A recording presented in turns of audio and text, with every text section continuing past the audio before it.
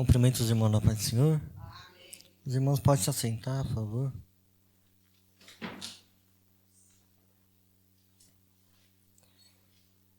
Irmãos, abram a Bíblia em Mateus, capítulo 5.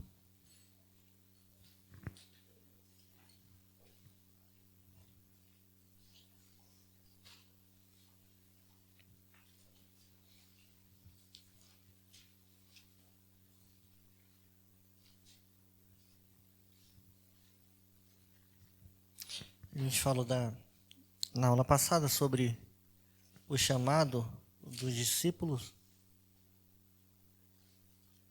Eu tinha comentado que a gente ia entrar no Sermão do Monte. Sermão do Monte, que é uma passagem, né, muito grande e com muitas coisas, né, para a gente falar. A gente sabe que os capítulos, né, foram colocados depois na Bíblia, e capítulo 5, 6, 7, eles não são bem capítulos certinho, igual a gente é acostumado a ler em qualquer outro livro, né? Que separam bem certinho cada tema ou cada passagem. Tanto que esse Sermão do Monte, ele se estende até o capítulo 6 e vai, né? E Jesus fala aqui sobre muitas coisas. Principalmente ele vai, nesse primeiro momento, falar para quem ele veio, né? E para quem é o reino dos céus. Ele vai traçar um paralelo entre esse mundo e o reino que ele veio instituir.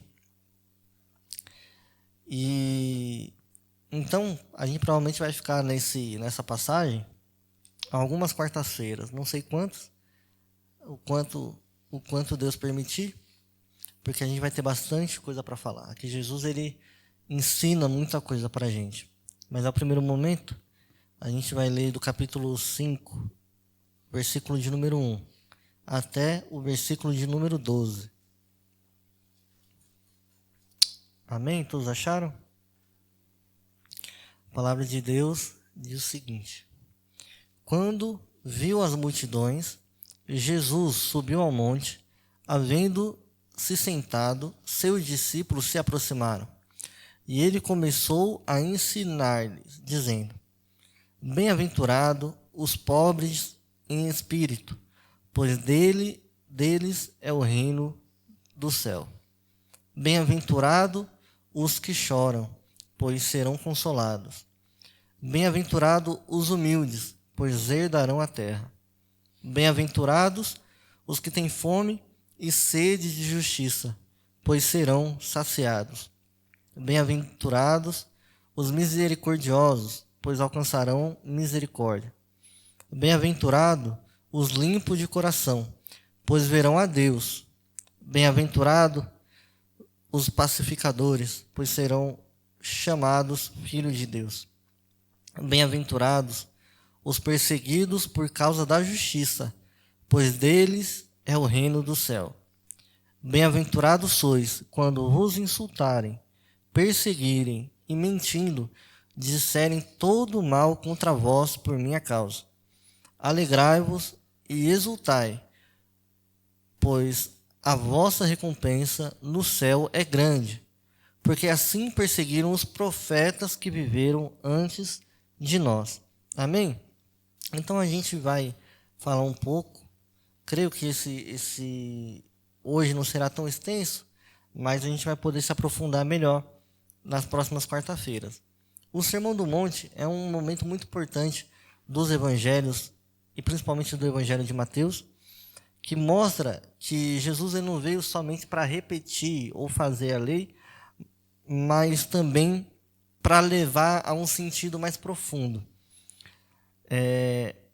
A lei a gente já sabe, a gente já falou muito aqui, até nos outros estudos, que a lei ela colocava parâmetros, e Jesus ele colocou esses parâmetros de uma maneira muito difícil de se cumprir. Impossível se cumprir. Que é aquilo que a gente já vem falado. Eu acho que os irmãos já estão até sabe de cor salteado. A lei dizia que aquele que roubar, aquele que matar, esse está cometendo um pecado. Aquele que adulterar está cometendo pecado. Mas Jesus ele vem e ele nos ensina que aquele que pensar em adulterar, esse já pecou. Aquele que pensar o ódio ou o mal contra seu irmão, é como se ele já tivesse matado. Então, Jesus ele pega isso, que são atos externos, e transforma numa coisa interna da gente, que fica impossível da gente se desvencilhar desse mal e desse pecado. Porque nós não temos, e eu e você sabemos muito bem disso, nós não temos só pensamentos bons e positivos. A nossa mente maquina o mal e pensa o mal nosso contra o nosso irmão, e a gente tem que lutar contra isso, né? Porque muitas das vezes o nosso exterior diz uma coisa que o nosso interior não está dizendo, né? A gente transmite uma coisa muito boa, mas por dentro nós estamos transbordando uma coisa muito mal. E isso é de todo ser humano, né? A gente conhece as pessoas mais calmas do mundo. A gente conhece as pessoas mais felizes do mundo. Externamente. Agora, internamente, nós não conhecemos como aquela pessoa feliz da vida está realmente. Quantas pessoas que você vê que estão felizes da vida, podem ter tudo, mas você acaba encontrando ela numa situação de depressão, de algum problema interno, ou de um problema de suicídio, em caso, né, de suicídio, e a pessoa parecia estar totalmente bem. Mas existe um Deus que sonda os nossos corações e Ele sabe exatamente aquilo que a gente maquina na nossa alma e na nossa mente, né? Então Jesus, Ele veio para trazer isso mais profundamente. Aqueles homens, eles eram acostumados a demonstrar coisas externas, mas a gente sabe que a gente pode fazer dezenas e dezenas de coisas para mostrar para os outros ou para tentar nos enganar. Se a nossa transformação não for realmente interna, de dentro da gente, a nossa obra é em vão. A nossa obra é em vão. Porque se eu tenho a fé verdadeira, através dela eu faço as obras. Mas eu posso fazer obras sem ter uma fé verdadeira. Eu posso fazer atos bons sem ter uma fé firmada em Deus.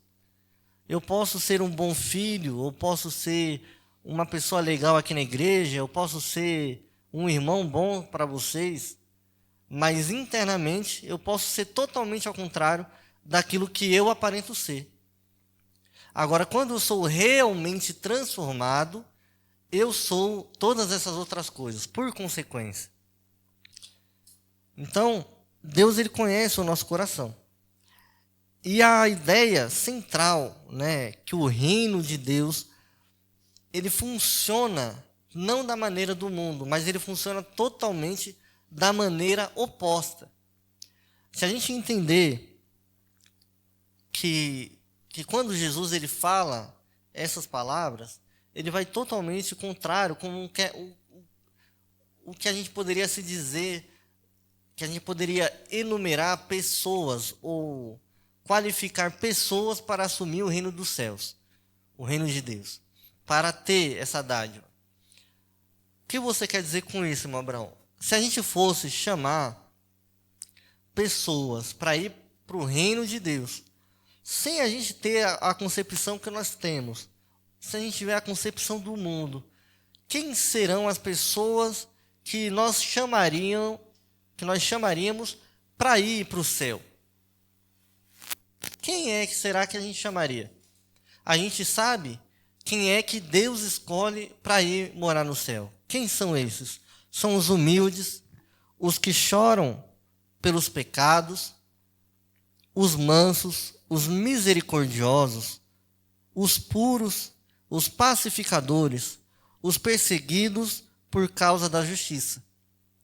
Esses são os escolhidos por Deus para herdar o reino dele. O mundo, talvez não escolheria esse tipo de pessoa.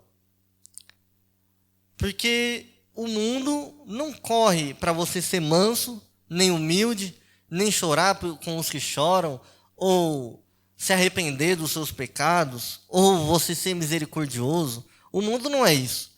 O mundo não grita para mim, para você ser puro, ou muito menos pacificador. Ou ele não quer que você seja perseguido por causa da justiça. O mundo ele ensina que nós devemos ganhar algo em troca. O mundo ensina que não importa aquilo que a pessoa fez para você. Se eu puder pular de galho para ganhar mais algum benefício com outra pessoa, eu abandono a pessoa que me ajudou. Não tenho ali consideração ou qualquer coisa do tipo. Eu abandono essa pessoa que me ajudou tanto e agora eu vou ganhar mais e abandonar aquela pessoa. Ou não é? O mundo nos ensina isso. O mundo nos ensina que nós não devemos ter consideração por quem nos ajudou, ou misericórdia, ou qualquer coisa desse tipo. Isso é coisa de crente, irmão. É o crente que muitas das vezes é pisado, mas tem uma palavra totalmente diferente do que os outros teriam no momento que está sendo pisado. O crente, ele sabe chorar pelos seus erros, ele sabe assumir os seus erros e ele procura melhorar seus erros. O crente, ele é manso, ele não é fogo, ele não é chama para abrasar mais aquilo que já está pegando fogo. Ele é manso. Ele é puro. Então aquilo que é puro, não se mistura com aquilo que é impuro. E aí se você estiver prestando um pouco de atenção naquilo que eu estou falando, você vai conseguir associar a momento da sua vida em que você perdeu a humildade, né? Que você não se arrependeu daquilo que você fez, você não foi manso o tanto que você deveria. Muitas das vezes nós não temos a misericórdia que nós deveríamos ter. Olha, eu fui ter uma conversa com a minha mãe exclusivamente. Falei, mãe, eu tomei uma decisão e essa decisão eu pensei 2 semanas para tomar essa decisão. Eu já dei porque eu sei que se eu falasse, assim como eu falei com todos, que eu comentei a decisão que eu tive, a resposta seria de desconfiança. Por quê? Porque a decisão que eu tomei não tinha nenhuma base, nada apontava, nada dizia que era bom eu tomar essa decisão. Não tinha um testemunho bom para falar, não, eu estou tomando essa decisão porque fulano, ciclano fez isso, isso e isso. Não, totalmente ao contrário. Eu fiz realmente uma decisão que todos os fatos me diziam que não era para eu fazer, mané. Que era para eu fazer ao contrário.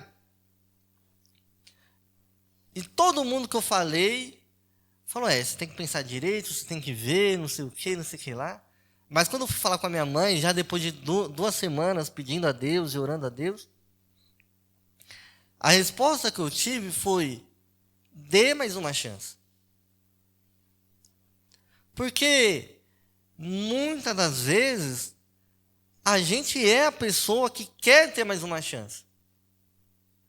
Quantas das vezes você quis ter mais uma oportunidade, mais uma chance e lhe foi negada? Porque, irmãos, saiba, se você não imagina isso, nunca parou para imaginar isso, mas tem gente hoje que está muito chateada com você. É muito difícil a gente viver uma vida e hoje não tem ninguém na face da terra que não está chateado com o Abraão. Com certeza tem. Alguém que falta eu me resolver. Alguém que falta eu pedir perdão, ou que falta eu sentar, conversar e explicar que aquilo que eu falei não foi aquilo que ela entendeu.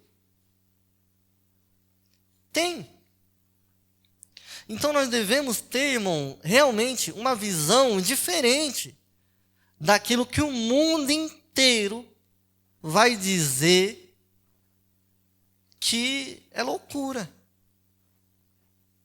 A gratidão, ela tem que estar presente no nosso dia a dia. A gratidão deve ser algo frequente comigo e com você. Só que, às vezes, a nossa gratidão para os outros vai parecer loucura. Aconteceu um caso no meu trabalho, mostrei até para o meu pai, um caminhão tombou. A rua estava ruim, o caminhão que ia fazer entrega tombou. Quando ele tombou, ele bateu no muro e ficou preso, ninguém conseguia tirar.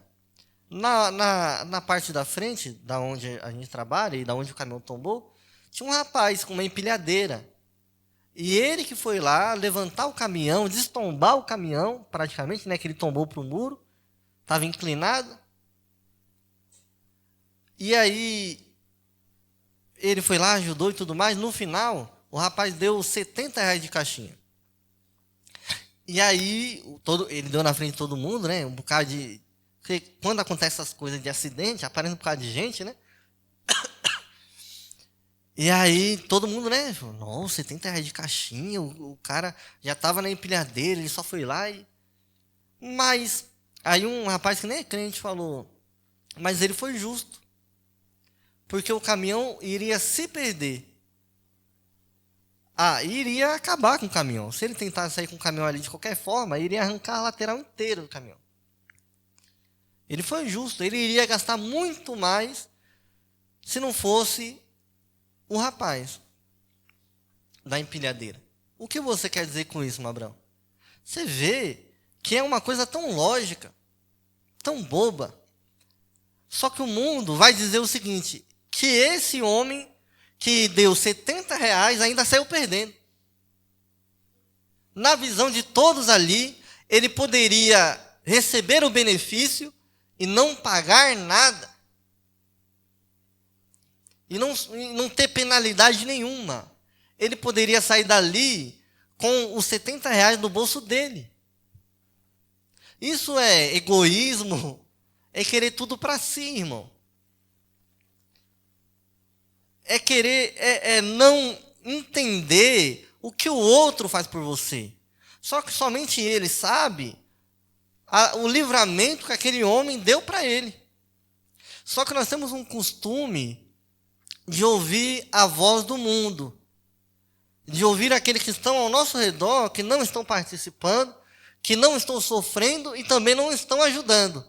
Mas eles estão dizendo que nós devemos agir da maneira que eles agiriam, só que eles não estão na nossa pele. A gratidão, ela tem que vir da gente. Porque, irmão, se nós esperarmos o mundo aprovar as nossas boas ações, saiba que dificilmente o mundo vai dizer para a gente ter tempo para o outro, gastar tempo com o outro, gastar a nossa renda com o outro. O mundo vai dizer para nós juntarmos, para nós acumularmos, para nós se saciarmos, para nós amontoarmos. Eu vi um trecho de um filme, achei bem interessante. Um homem muito rico, dizendo o seguinte, conversando com um jovem, e ele falando, eu tenho muito dinheiro, eu não sei o quê, falando que ele era... E o homem tinha muito dinheiro. Aí o jovem fez uma pergunta, que é tiro e queda para qualquer tipo de pessoa que tem muito dinheiro. Você está satisfeito? E ele falou não.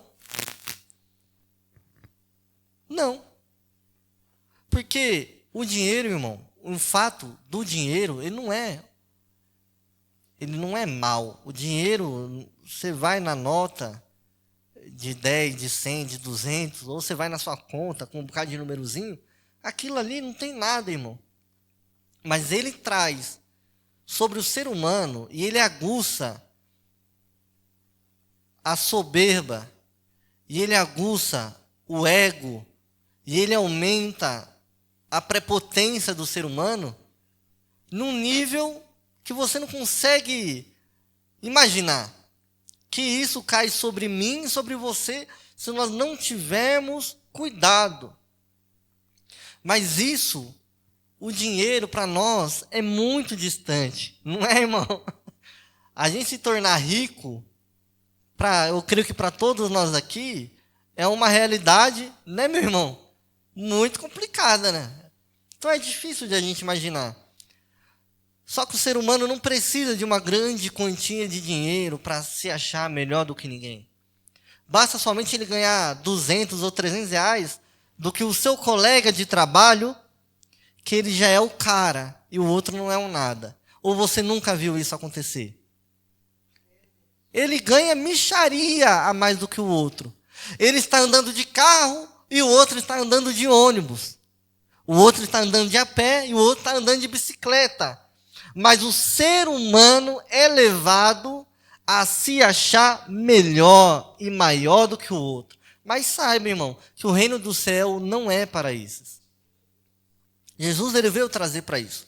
Jesus ele falava para uma geração que excluía os aleijados, que excluía os leprosos, que excluía os mendigos, que excluía os doentes no meio do caminho, que passava o sacerdote, que passava o levita e não davam assistência para aqueles que estavam à beira do caminho. Era esse tipo de sociedade a qual Jesus estava pregando, e não é muito diferente da sociedade a qual nós vivemos hoje.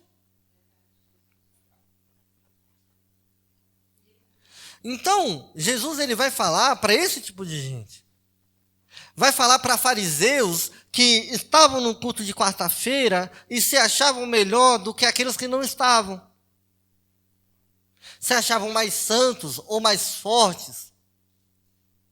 Ou diziam que lidavam melhor com as coisas da vida, por isso estavam no culto de quarta-feira. Eu estou tentando trazer essa realidade bíblica que muitas das vezes nós lemos e parece algo tão distante da gente, mas se a gente tentar traduzir para os dias atuais, ela se torna tão real.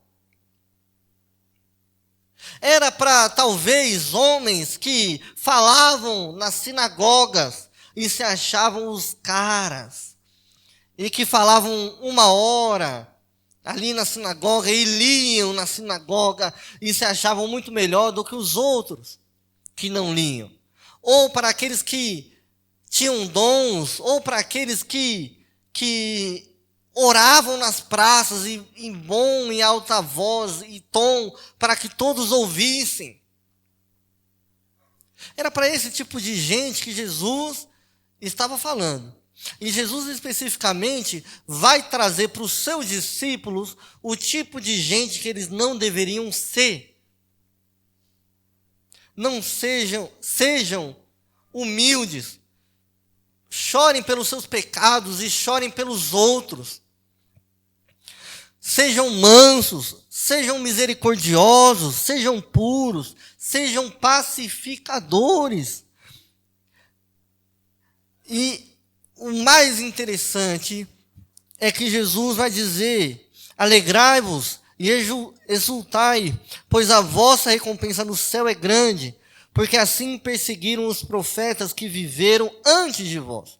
Porque Jesus, no versículo de número 11, vai dizer o seguinte: bem-aventurado sois quando vos insultarem, perseguirem e mentindo, disserem todo o mal contra vós por minha causa. Porque, irmãos, quando nós nos aplicamos em ser manso, em ser humilde, em ser misericordioso, nós estamos sendo aqui, colocando no nosso coração, porque Jesus ele quer que nós tenhamos uma ética, não externa, mas queremos que nós tenhamos uma ética moral no nosso coração. Que as nossas atitudes não sejam atitudes para mostrar para os outros, mas sejam atitudes reais. Reais. Eu não quero ser um filho que quer demonstrar para a mãe que é bom, ou para o pai que é bom. Eu quero demonstrar nada. Eu sou um filho bom e o pai reconhece que eu sou um filho bom. Há uma diferença, irmão. A mãe sabe quando o filho está querendo bajular ou quando o filho está fazendo de coração.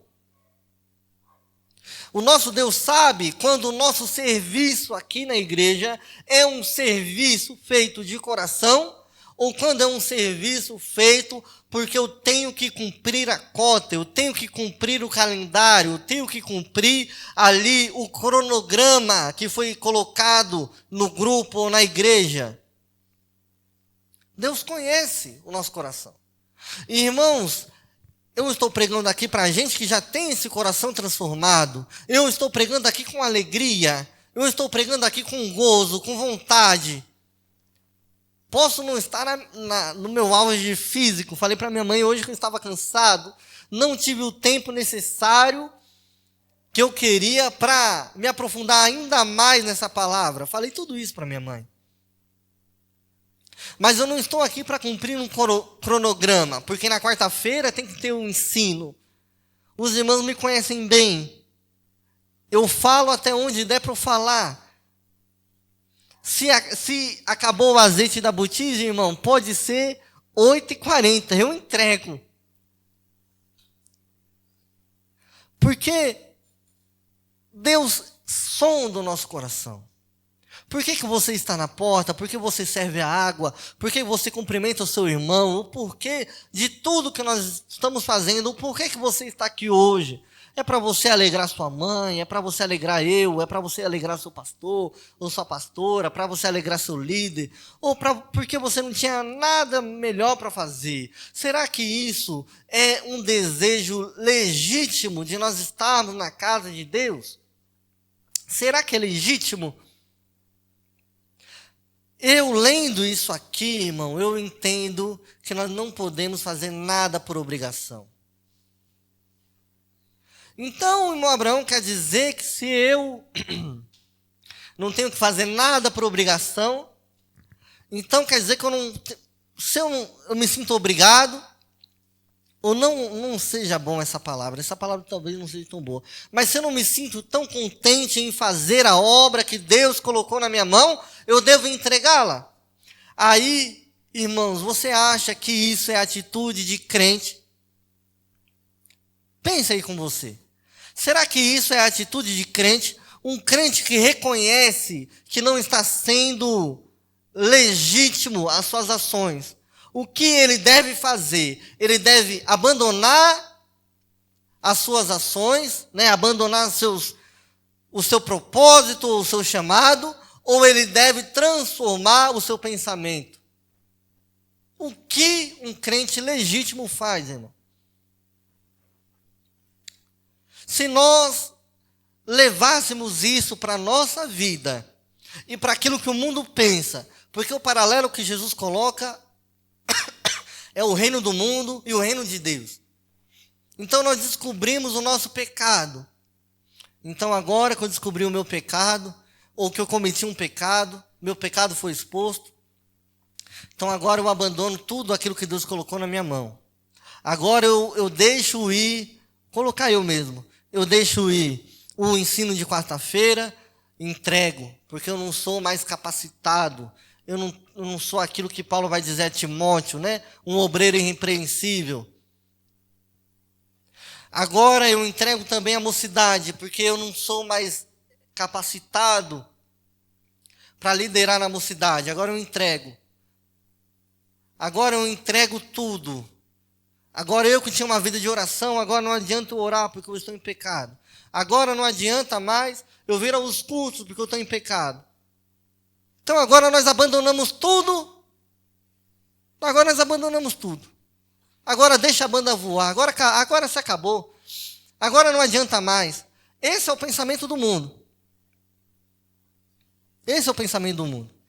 E se nós não tivermos cuidado, se a liderança não tiver cuidado, se a liderança do ciclo de oração, se a liderança que vem do púlpito, os presbíteros, os diáconos, não tivermos cuidado e tivermos esse pensamento, nós falamos o seguinte: arranca, joga fora, expulsa para fora da igreja, coloca no último banco. Sabe o que deve ser feito? Quando alguém cai em pecado, é realmente afastar Para expulsar? Não. Para tratar. E aquela pessoa precisa entender que ela precisa ser tratada. Aquela pessoa que é afastada, ela precisa entender que ela precisa de tratamento. Eu caí, eu imagino dois jovens, um homem e uma mulher que caíram em pecado. O que nós fazemos? O que se deve fazer nessa situação? Nós devemos afastar os dois jovens, e agora que eles caíram em pecado, um encontra um novo parceiro, o outro encontra outro. Nós também não podemos forçar com que se juntem. Nós devemos colocar na mão de Deus, para Deus fazer o melhor. Mas agora nem um extremo nem outro. O bom é que se ajuntem, casem e vivam o resto da vida. Homem de uma só mulher e mulher de um só homem. Agora nós fazemos o seguinte. Afastamos, tiramos de todos os cargos, manda separar, corta aquilo que nós dizemos o mal pela raiz. Mas quem é que chega e fala, olha, agora, como eu e você cometemos qualquer tipo de pecado, da mesma forma que nós tratamos o pecadinho pequeno, nós devemos tratar o grande. Como? Reconhecemos o mal, reconhecemos a ferida. Isso é o corte que você levou. Você não pode mais cortar o seu próprio corpo, a sua própria carne. Você não pode mais deixar que essa ferida continue no seu corpo. Nós devemos cicatrizar, ou seja, não cometer os mesmos atos, não cometer o mesmo mal, não cometer o mesmo pecado. A Bíblia fala que aquele que é crente não vive pecando. Ela não fala que crente não peca, ela fala que crente não vive pecando. E agora nós iremos tratar da ferida. Você precisa saber que você errou, meu jovem. Você precisa saber que você precisa ser tratado. Sua mente precisa ser limpa. Você precisa ser aquilo que nós falamos, que é ser regenerado. Você precisa ser regenerado. Você precisa se arrepender do mal que você fez. E você precisa querer um futuro melhor daquilo que você fez. E isso, irmão, é para todos os nossos pecados. Agora, o que o mundo diz? Nesse ambiente que é terrível, não tem compaixão pelaquele que pecou. Isso eu já estou falando de liderança, mas isso é algo que se instala na igreja. Não se tem misericórdia com quem peca. Não se tem a confiança em Deus, que Deus pode regenerar aqueles que caíram, irmão. Lembra daquilo que eu falei no começo? O que Deus falou no meu coração em 2 semanas de eu meditando e falando com Deus era que Deus pode regenerar. Irmãos, no mundo nós somos descartáveis, mas Deus não joga aquele e aquela que Ele deu o preço do seu filho, irmão. Olhe para o irmão que está do seu lado, saiba que ele não foi pago com coisinha pouca, com dinheiro dessa terra. Ele não foi comprado por coisa que você encontra em qualquer lugar. O meu e o seu irmão, eu e você, foi comprado com um preço de sangue. E não de qualquer pessoa, mas pelo preço do sangue de Jesus. O seu irmão tem valor. E quando algo tem valor, dentro da minha e da sua casa, se é um relógio, nós mandamos arrumar e consertar. Se é um móvel de madeira maciça, coisa linda, com os puxadores de ouro, nós não pegamos porque caiu uma goteira e inflou a madeira, irmão Sérgio. Nós não pegamos, batemos o martelo e jogamos na rua. Não, isso aqui, você sabe quanto é que é isso aqui? Isso aqui custa muito dinheiro. Eu não vou jogar aquilo que custou um alto preço fora. Eu vou lá, vou lixar, igual esses bancos aqui precisam, né? Lixar, vir com um verniz, deixar ele novinho. Quando nós arrumarmos esse banco, eles vão parecer novo. Agora, a gente vai jogar os bancos porque eles estão rachados, porque eles estão machucados? Não, isso aqui tem um preço alto. Não é barato um banco desse. Olha, a pessoa faltou uma vez comigo. Tinha uma senhora, eu estava trabalhando lá no Morumbi, e ela chegou na loja e falou assim, tem alguém, algum rapaz, alguém que saiba mexer com coisas de tecnologia, porque eu preciso tirar umas contas. Olha só que loucura, né? Tirar umas contas da internet e imprimir, eu não consigo. Eu falei, eu estou aqui. Não, aí você vai, depois daí, você vai lá, eu moro aqui do lado. Eu, orei a Deus, falo, Deus, me proteja. Me proteja, vai saber, né? Esse mundo doido, mas eu confiei na senhora. Fui bastante vezes lá. E aí, essa mulher, uma das coisas que ela pediu para eu fazer, foi tirar umas fotos de uma coisa muito bonita, até falei para minha mãe. Era um caixote de madeira maciça, bem bonito, e era um faqueiro de prata pura, faca, tudo. Só que ela pediu para eu contar, era mais de 100 peças, eu fui contando, separando, sabendo o que estava faltando, o que não estava. Você acha que aquela mulher estava faltando umas 3, 5, 6 peças, irmão Sérgio? Ah, porque está faltando, agora eu pego esse faqueiro aqui, para mim não serve mais. Ela falou, o quê? Mesmo faltando peça, ainda vale muito. Eu falei, vixe, quanto é que deve valer? Irmão, acho que valia mais uns 50 mil o faqueiro da mulher. O negocinho de salada era com casco de tartaruga. Eu nem sabia que podia pegar o casco da tartaruga para pegar salada. Coisa chique, irmão. Que ela falou, não, porque não oxida, né? Coisa chique. Agora, se o irmão tem uma falta com a gente, nós falamos, não serve mais. Os irmãos,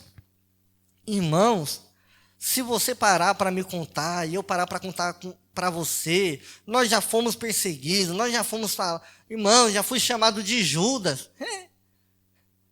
Talvez você já tenha sido chamado também. Talvez você já tenha perseguido por fazer o bem, por ser honesto, por ser correto, por ter gratidão, você já foi chamado de bobo. Por estender a mão, você já foi chamado de besta. Mas Jesus fala uma coisa, alegrai-vos, pois a vossa recompensa no céu é grande, irmão. Só o céu poderá refletir e nos mostrar as coisas grandiosas que nós plantamos aqui. Porque aquilo que nós plantamos aqui, para nós, irmã Marinalva, a gente acha que é um brotinho. Igual uma vez eu inventei de plantar feijão, e saiu aquele feijão verde, que eu comi uma vez, eu pretendo nunca mais comer. Achei horrível. Falei, eu achei que ia sair feijão. Plantei num cantinho lá de casa, minha mãe inventou lá a receita, achei horrível.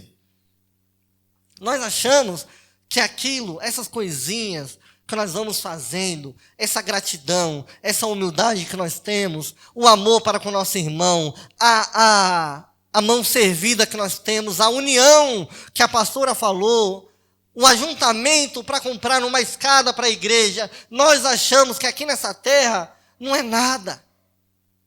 Não é nada. Nós falamos, isso aí não é nada. Ou não? Se eu não me engano, que dia que foi?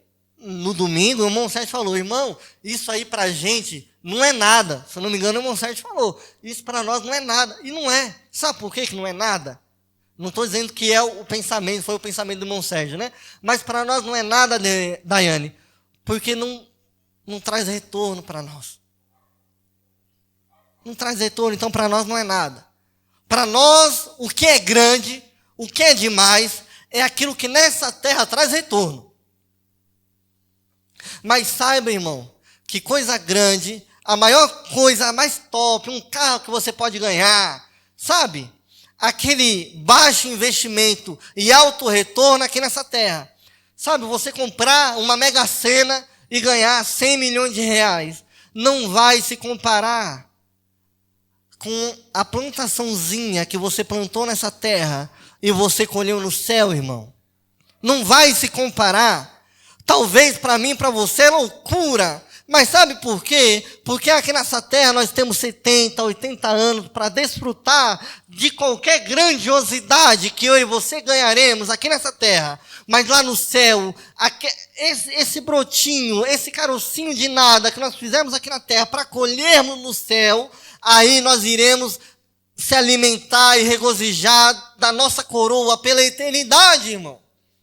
O nosso galardão no céu, ele é grande, ele é precioso, porque ele rende e ele será pela eternidade.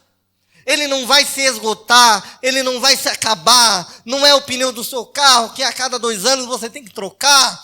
Ele não acaba, ele não cessa, porque o reino desse mundo é passageiro, meu irmão. Mas Cristo veio para essa terra para pregar um reino eterno. E é uma luta constante entre o bem e o mal, porque o inimigo quer a nossa vida pela eternidade, mas Deus, ele mandou o seu Filho para entregar a eternidade para mim e para você.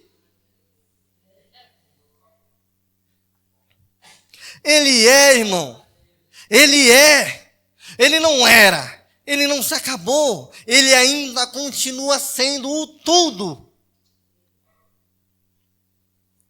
O reinado desse mundo, meu irmão, é passageiro. Assim como a minha e a sua saúde é passageira. Assim como o meu e as suas preciosidades, aquilo que a gente toma como precioso e aquilo que a gente põe no nosso peito, é passageiro, irmão. Mas cada oração, a Bíblia fala que cada oração, que cada lágrima, que cada pranto, que cada choro, esses não são esquecidos por Deus, irmão. Cada joelho dobrado, cada mão estendida, porque a palavra de Deus fala que quando você estende a sua mão para ajudar aquele que está caído, você não ajuda só o seu irmão, mas você ajuda o próprio Cristo. Quando você dá 1 quilo de alimento, quando você dá um copo de água, o que para nós não é nada, irmão. Mas isso é semente plantada no céu.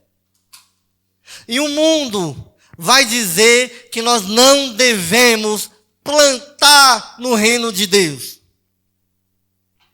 E quando, irmão Abraão, nós plantamos no reino de Deus? Quando nós fazemos a obra de Deus, do Filho de Deus. E ele deixou bem claro quais seriam as suas obras. Deus abençoe. Já estou ficando com voz de adolescente de novo. E ele deixou bem claro quais seriam as suas obras. Os irmãos ainda estão com a Bíblia em Mateus 5? A gente, nesse estudo do Sermão do Monte, Jesus ele falou para quem ele veio.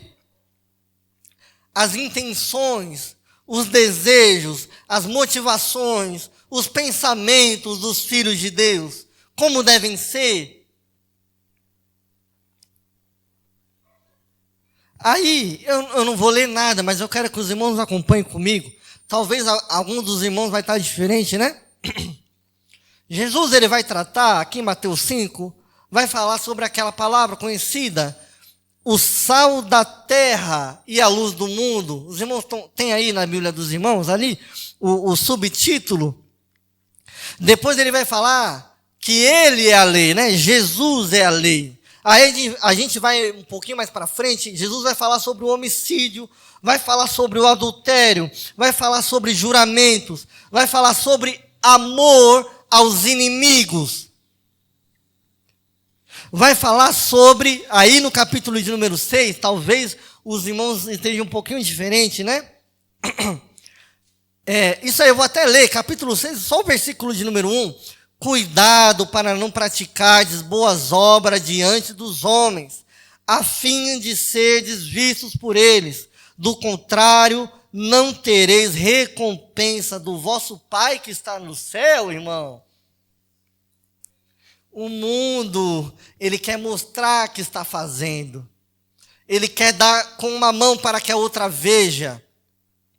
Ele quer receber aplauso. Ele quer falar, meu Deus, que coisa boa você fez. Para ver se alguma coisa dessa terra vem, irmão. Mas saiba que muitas das vezes nós seremos perseguidos. A nossa boa obra vai ser contrária aos olhos da nossa casa. Os nossos amigos vão dizer que aquilo que nós estamos fazendo para Deus, na realidade é mal. E vão querer nos desmotivar. Para de ir para o culto, para de ir para a oração, para de entregar seu dízimo, para de entregar sua oferta, para de ajudar aquele que está na rua porque ele vai comprar droga. Eu gosto de usar esse exemplo. Já usei esse exemplo umas 5 vezes. Porque ele vai usar droga. Por que você dá 1 quilo na igreja? Por quê? O que você ganha com isso? Eu não pretendo, irmão, ganhar nada aqui nessa terra. Eu não pretendo terminar aqui a minha pregação e no final dela ganhar 100, 200 reais, 300 reais. Eu não pretendo. Eu não estou fazendo aqui para no final da pregação a irmã Maria vir e falar, irmão Abraão, Deus abençoe, muito bom o estudo de hoje. Apesar que nós já falamos que isso é bom, irmão. Faça isso com o pregador. Não faça isso hoje porque vai ficar muito na cara. Mas faça isso com os pregadores. É bom, você motiva aquele que muitas das vezes está pregando sem ter força. Você motiva aquele que prega sem ter força. E amanhã ele está pregando por conta que você falou, irmão, Deus falou com você através da sua palavra. Que aí você é canal de bênção.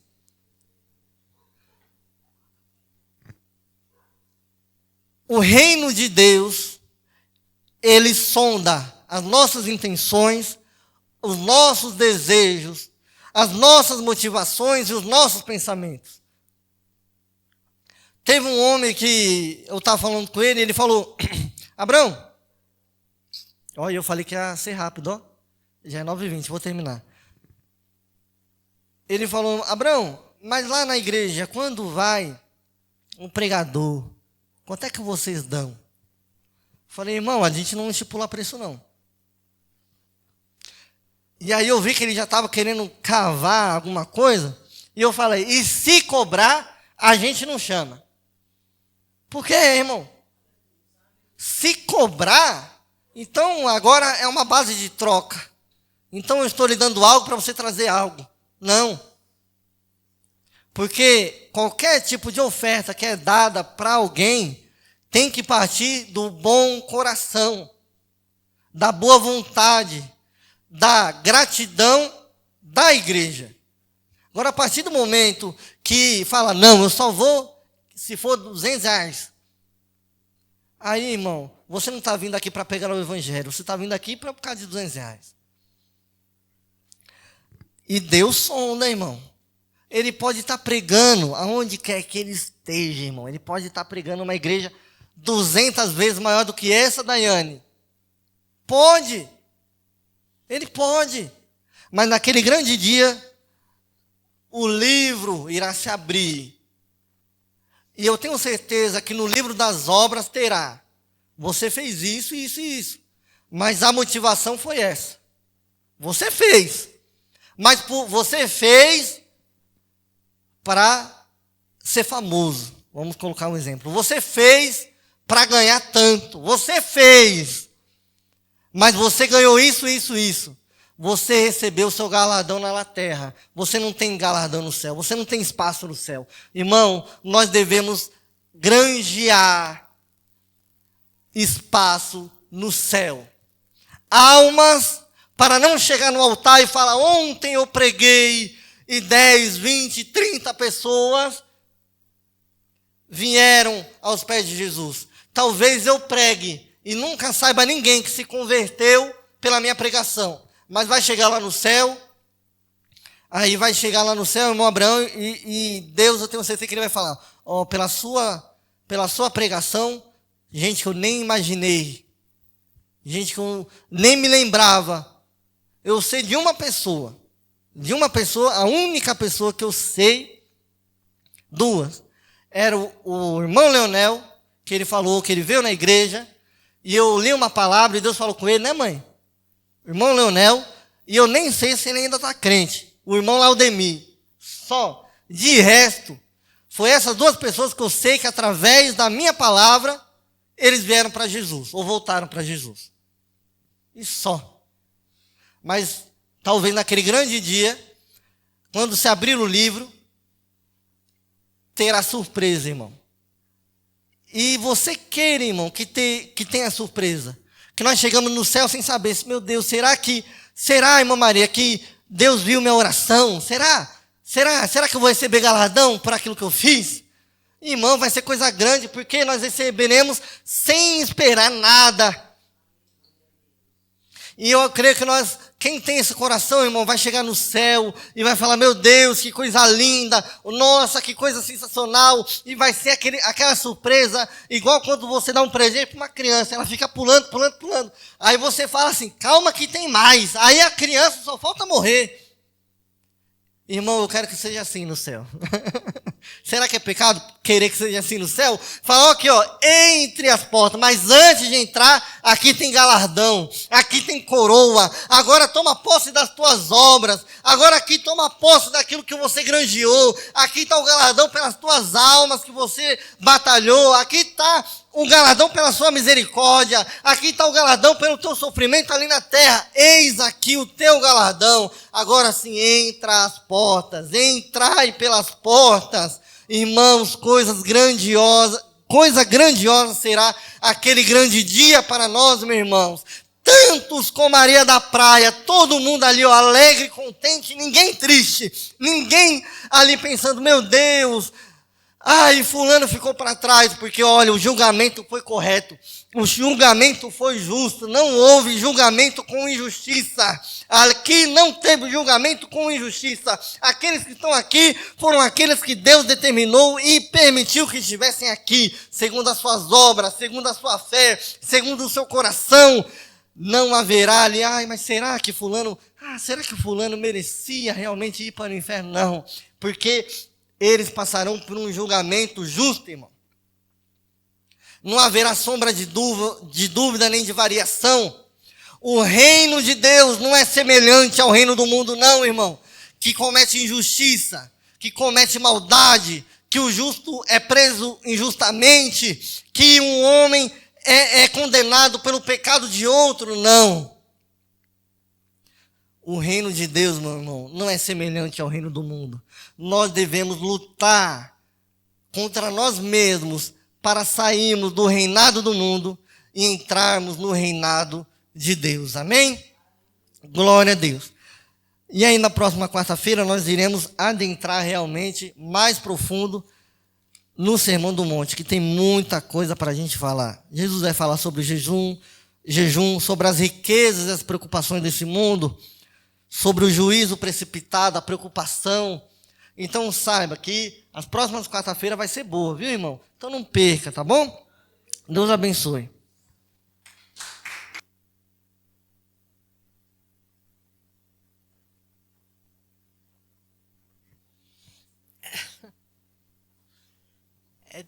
Deus ele é um ser tremendo e bom, né? E muitas coisas eu fico escutando